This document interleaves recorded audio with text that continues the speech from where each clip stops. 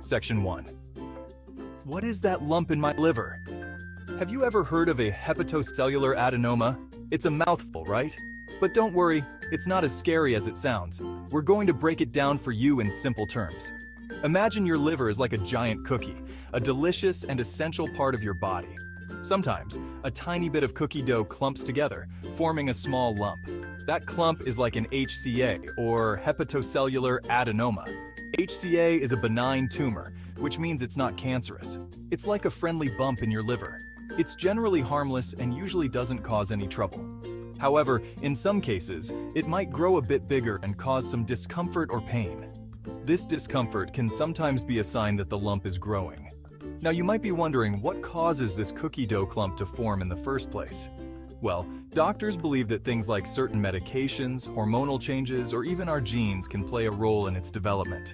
But don't worry, having an HCA is quite rare. Most people will never have to deal with it, and if you do, there are treatments available to manage it effectively.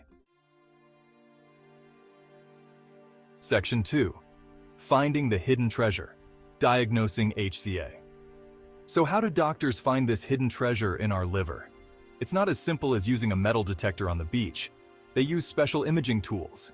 These tools are like high-tech gadgets that help them see inside our bodies. Think of it like being an explorer with a map. The map guides them to the treasure, which in this case is the HCA. One tool is called an ultrasound. It's like a magic wand that uses sound waves to create a picture of your liver.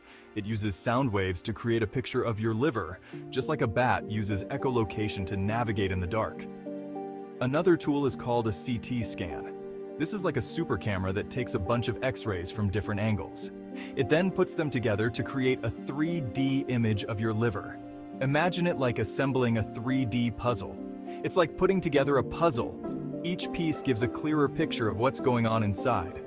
Sometimes doctors might also take a tiny sample of the HCA, called a biopsy. This is like taking a small piece of the treasure to study it closely. They look at it under a microscope to learn more about it. This helps them understand the nature of the HCA better. It's like taking a closer look at that cookie dough clump. Every detail matters in making the right diagnosis. Section 3. HCA, who gets it and how common is it? Now, who is more likely to get HCA? Let's dive into the details. Well, it's more common in women than men. Studies show that women are more susceptible to HCA. Imagine a classroom with 100 students. This will help us understand the prevalence better. If 4 students had HCA, it's likely that 3 would be girls and 1 would be a boy. This highlights the gender disparity. HCA is most common in adults between the ages of 30 and 40. This age group is particularly at risk. That's about the same age as your parents. So, it's something to be aware of as you grow older. But don't worry, it's still quite rare. The chances of getting HCA are low. Remember, having an HCA doesn't mean you're sick. It often doesn't cause any symptoms. It's often found by chance during a checkup for something else. Regular checkups can help in early detection. Section 4. Living with HCA. What's next? If you do have an HCA, what happens next? Well, it depends. If it's small and not causing any problems, your doctor might just keep an eye on it. It's like watching a tiny plant grow. If it's bigger or causing discomfort, your doctor might suggest removing it.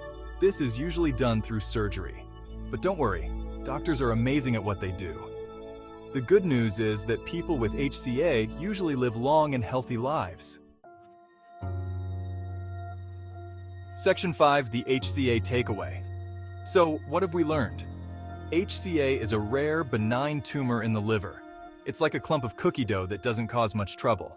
Doctors can find it using imaging tools and sometimes remove it if needed. Remember, if you ever have any questions about your health, always talk to your doctor.